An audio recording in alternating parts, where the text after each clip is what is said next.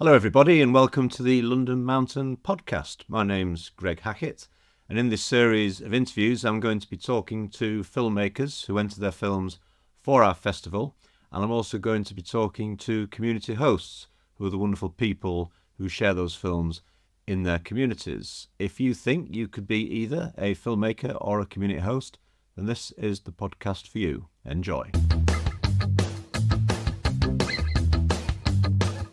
Hi, and welcome to this episode of the London Mountain Podcast. In this episode, I'm talking to the very talented Emma Crome, who works with the very successful established adventure filmmaking production company Coldhouse Collective.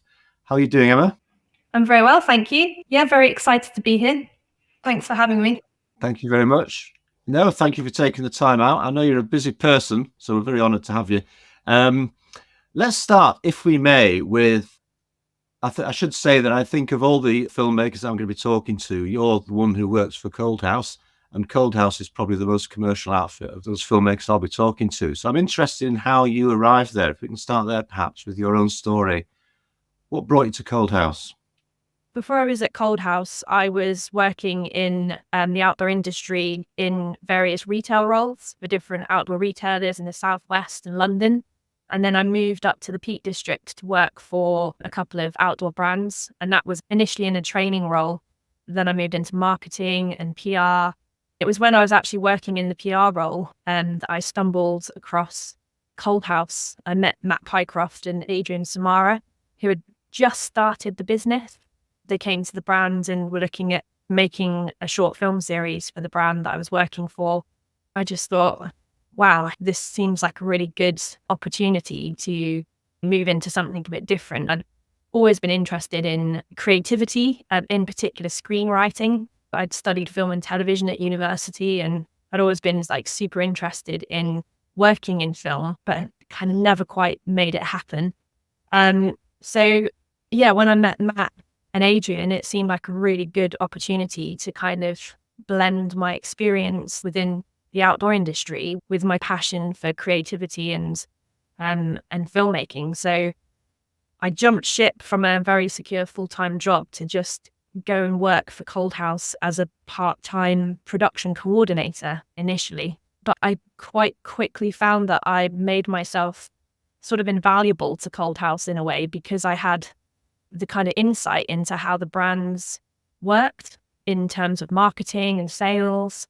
And I was able to kind of help Matt and Adrian establish the business and give them a bit of insider knowledge. And then it just evolved. I quite quickly then, within a year or so, found myself actually producing short film series. I think the Commitment series for Rad, Place of the Gales, and then Pertex came along and we started making short films for them.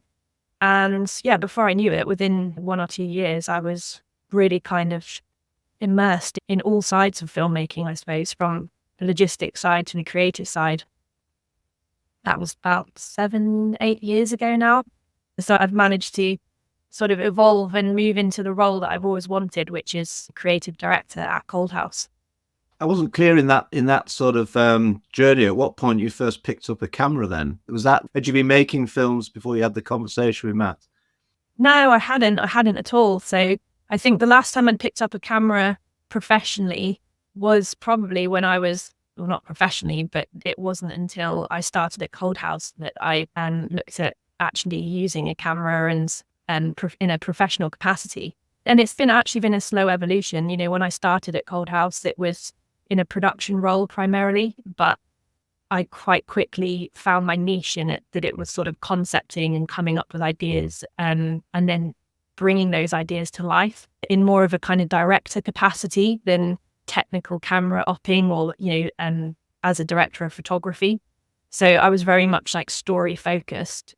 Well, it sounds like a smart move by you, but it also sounds to me like a smart move by Coldhouse, because they're obviously filmmakers who have taken that traditional route perhaps, and bringing you in who has this business perspective and PR experience. I mean, that seems to me like a really smart move for an organisation that's trying to attract funding from brands, Yeah, I think Matt Pycroft, who's my very good friend, we worked together for years now. He's very perceptive and very astute when it comes to working alongside people and bringing in people who can help to move Coldhouse forward. It's a team sport, right? It's collaborative, and he's very good at recognizing individual skills and what they can bring to the whole. Yeah, is that mix. Well, I find this a fascinating area, obviously, because I work in it. But one of the things I love about the space that we work in is the lines are never clear, I think, between who's making the films, who's watching the film. Everybody wants to, I talk to a lot of people who actually are frustrated documentary filmmakers, I think. And then you talk to adventurers who are also filmmakers. Everyone's having a go at it. So, but what sets you guys apart, I think, is you're obviously highly professional and highly commercial. So I'm interested to hear about how you work with the brands, because I think a lot of people who organise our film nights or watch our films don't quite necessarily understand how that bit of the jigsaw works. So could you give us some sort of idea of how that goes? It's tricky because it's different for each brand. So, we work in different ways with different companies, with different individuals. I guess there's two sides to it. There are some brands who come to us with an idea or a particular plan for their upcoming season in terms of a story that they want to share or products that they want to sell. And they're looking for us to collaborate with them and fill their brief on their upcoming seasonal marketing campaign. So then we end up having a bit of a to and fro with the brand to figure out what it is they want to create and more particularly why they want to create it. And then we will come up with some concepts, work closely with the marketing department at that brand to then formulate the concepts and the ideas, and then eventually, hopefully, sign it off and turn it into a film and photo production. So that's a collaborative process that really stems from the brand marketing goals and objectives. We are just almost an extension of their marketing department, essentially, kind of help to listen, to problem solve, and then hopefully help them to sort of engage with their consumer in whatever way that is, whether it's selling a product or telling a story. And it's mostly, we specialize in storytelling. So 9 times out of 10, it will be a short film about one of their ambassadors or a particular theme that they are supporting and championing. And then the other way is that, a brand will just come to us with something very specific that they want to achieve. And we are just kind of then facilitating their concept. And then I guess there is a third, which is, we go and pitch to brands. So we might have an idea that we've had in our library of ideas for years, and we might see an opportunity to go and pitch to an appropriate brand who may align with the story that we have. And that one is really hard. The stars need to align, I guess. But for many people, that'll be the angle they're coming from, won't it? If they're independent, they'll have an idea and they'll be looking for a sponsor. What advice would you give to somebody like that? Perhaps they're starting out filmmakers, got an idea, and they need a bit of cash to make sure that they can pay for the ferries to Iceland or whatever it is they're doing. How would you approach it if you were them? It's really tricky at the moment because I know, particularly at the moment, the industry is struggling. There's been a slight downturn in sales, and therefore that always has a knock-on effect to marketing departments and people commissioning content. They tighten the purse strings. And then there's a lot of competition out there in the outdoor filmmaking community. A lot of talented people making great work, but struggling to find it. My advice would be to really go and do your research and look at what the brands are currently producing and what they might be planning on producing. Look at their, past seasonal strategies, their marketing campaign. Look at the brands that you might feel align with your own values as a filmmaker, and then make connections, try and meet people, reach out to the people that are behind the brand and build relationships and see how you can essentially help that person, that brand, that business to fulfill their goals, rather than going in with a cold pitch and saying I have this idea which I think you guys should fund and would be amazing for you. Go in with a more open mind and an open strategy of listening to what you could bring to the brand. What could you offer the brand in terms of your own skill set, your experience, your network, your access to stories as well?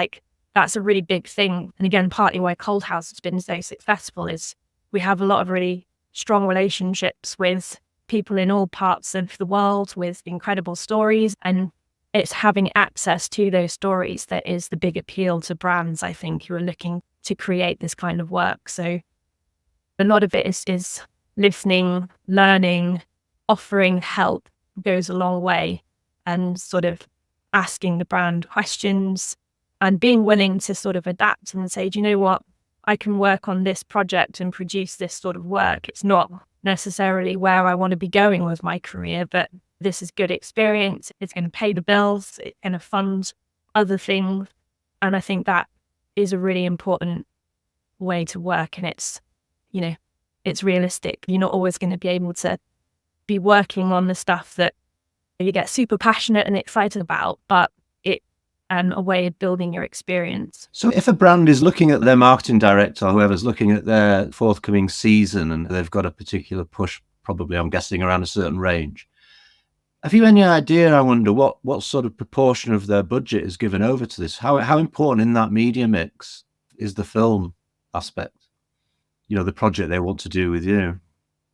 Well, this is something that's just a constant juggle for us at Coldhouse is, you know, what comes first? Is it, you know, do we pitch and then give an estimate and for that work? You know, this is what we use and here's the budget.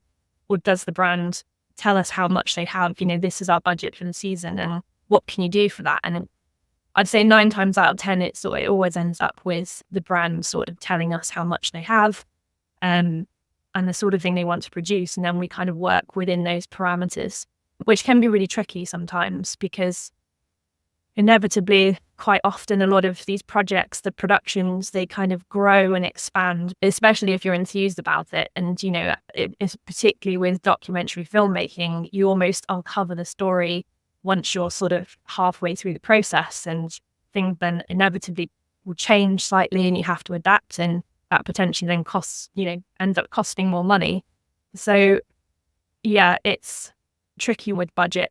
I think you need to ask the question, really be brave enough to ask the brand the question of what is your budget? I think we're very British about this within the creative world. But if you can be upfront and confident enough and then just say, well, this is what's possible within this budget, I think that goes a long way to building that respect and trust.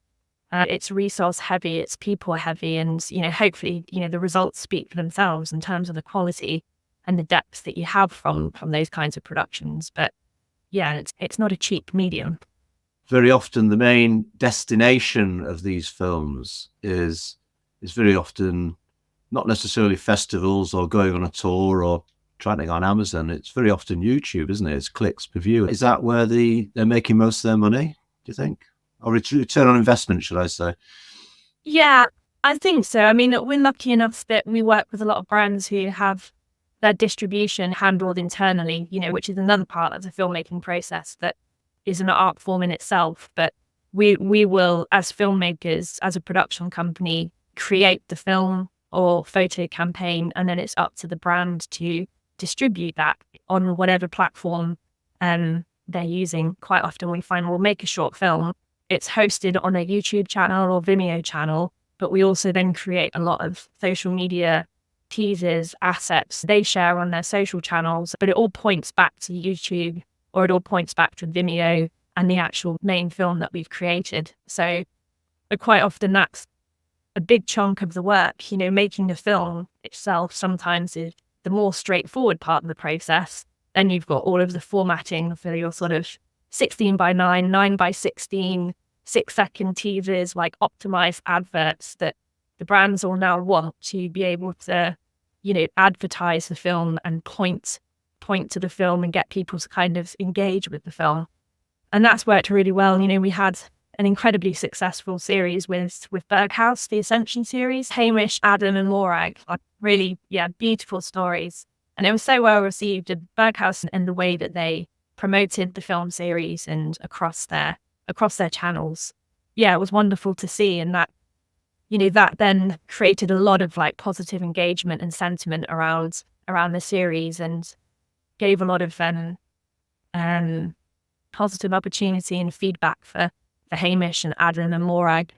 And so that was a really rewarding series to work on. Yeah, they were great stories, weren't they? And beautifully made. I want to talk to you about Adra, because you mentioned just a minute ago how sometimes you start off on a project and then it becomes a much bigger project. And I was wondering if Adra might have been one of those, because it's a long form film, isn't it? Was that one of those, do you think? Did that come out of nowhere? Did it just balloon?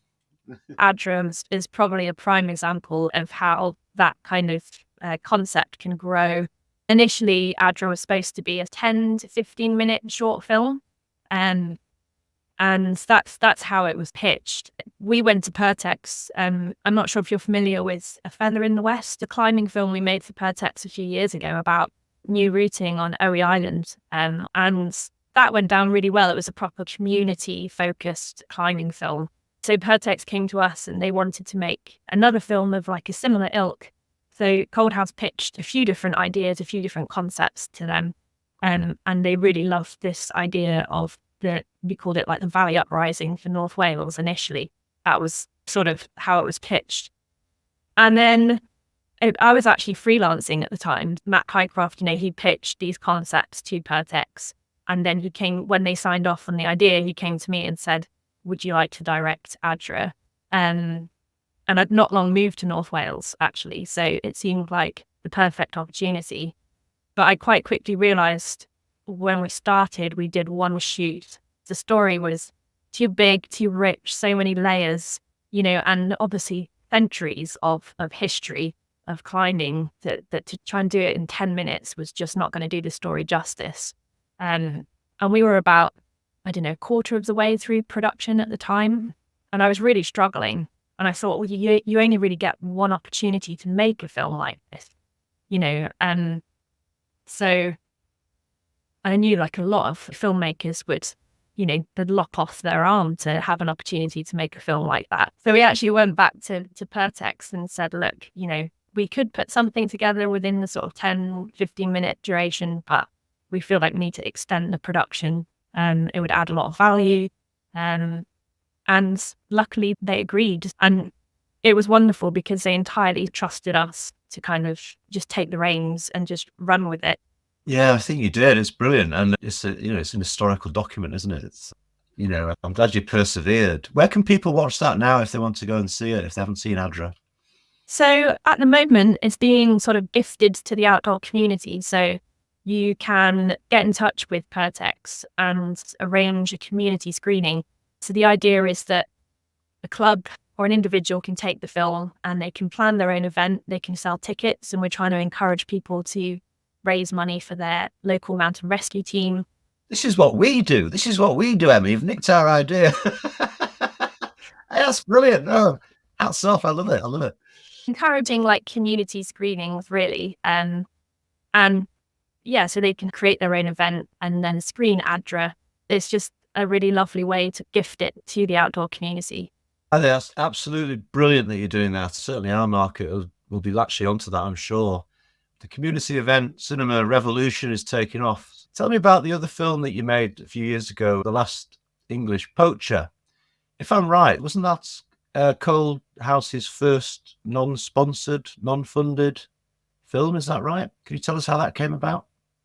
Yeah, that's right. So, I mean, that's probably delving into the archives now.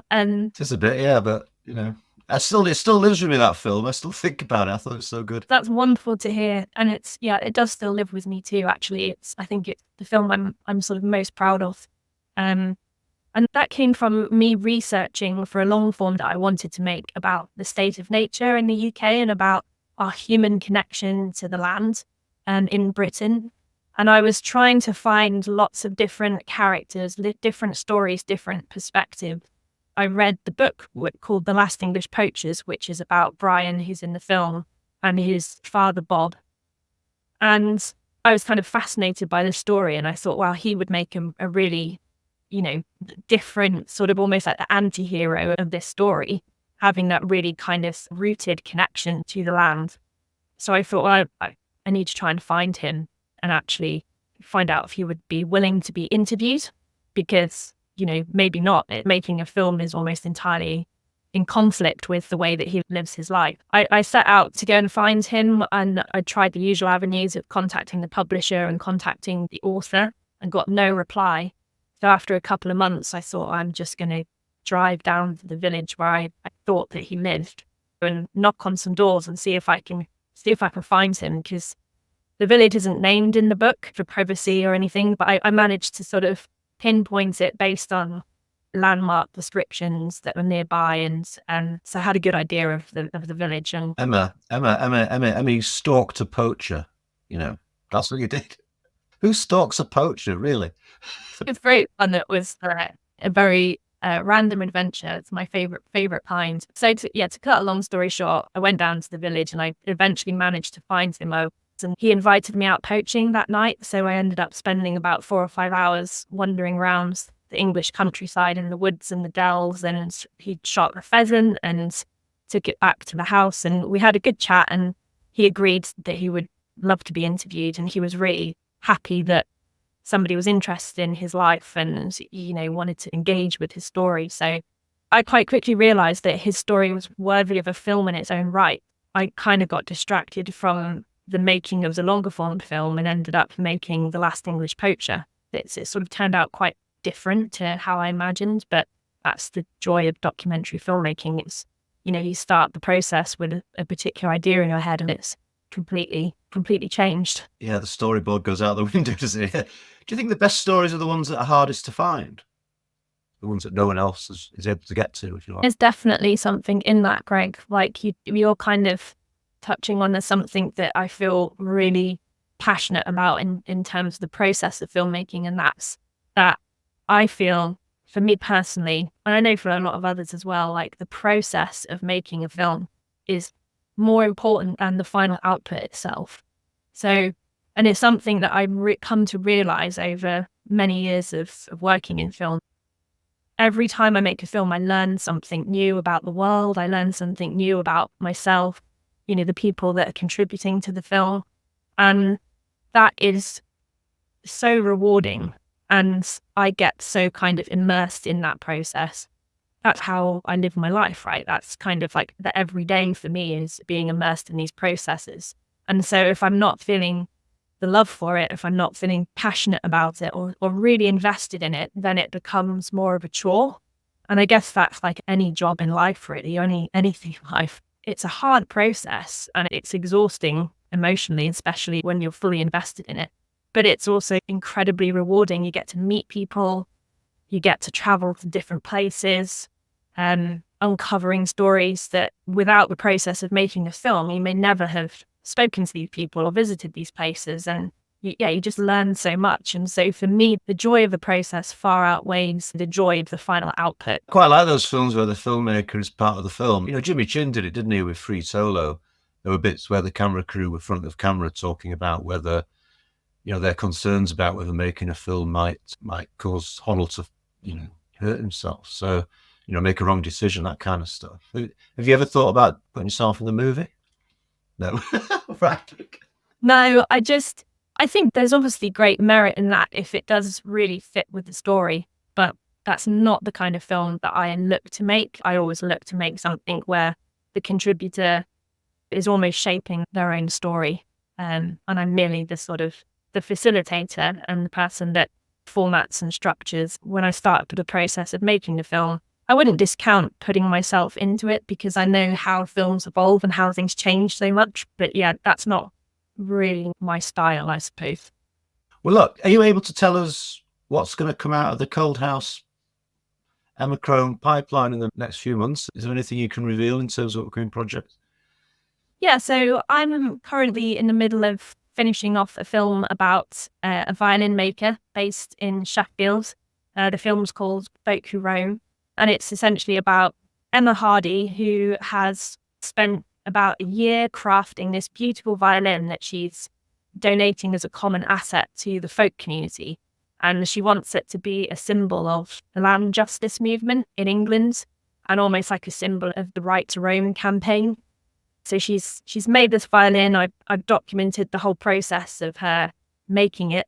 And then we're filming it going out into nature, out into the world for the first time, actually this coming weekend. And the idea being that different folk musicians will be able to take the violin out into nature ideally on like right to roam protests, but also anyone who fancies going out, and playing the violin in the English countryside. Sounds like a really interesting project. Yeah, I mean, as I say, it touches on a lot of themes that I'm super passionate about. In particular, the folk music has a long history with the land justice movement, in the fact that there were, a lot of songs written in protests against the enclosures and throughout the Industrial Revolution. So for me, it feels like, a real privilege to kind of work with musicians. And again, I've learned a lot about the rural history, working class history in England in particular. I'd really love actually, outdoor brands to maybe support these types of films a lot more, commission these sorts of films that's around environmental advocacy and nature connection, because there are so many beautiful stories about being in nature, being in the outdoors that don't just revolve around recreation. I think for a lot of people, that interaction is perhaps how they enter that world, though, isn't it? They might go out cycling, but then they do become that access then leads them on to developing an interest in the things that you're talking about. So I think it should be something that brands focus on. I agree with you. Listen, thank you so much for talking with me today, and particularly, those insights onto how an operation like Coldhouse runs and how their films are made. It's really fascinating stuff. And I think it all helps those people who are setting out on that journey of making films, ultimately about the themes that are important to you and to me and to everybody else who watches your stuff. So keep doing the good stuff. And thank you for your time today. And hopefully we'll see you at the festival next year. Emma Crome, thank you very much. Thank you. Thanks. Hey, everybody, and thanks for watching. I hope you enjoyed that. Don't forget, if you want to be a community host, it is really, really easy to bring adventure to your hometown, village, wherever it is you hang out, and raise money for your club, your charity, your adventurous cause. All the details are on our website. Check it out, and we'll see you in February. Thank you. Bye.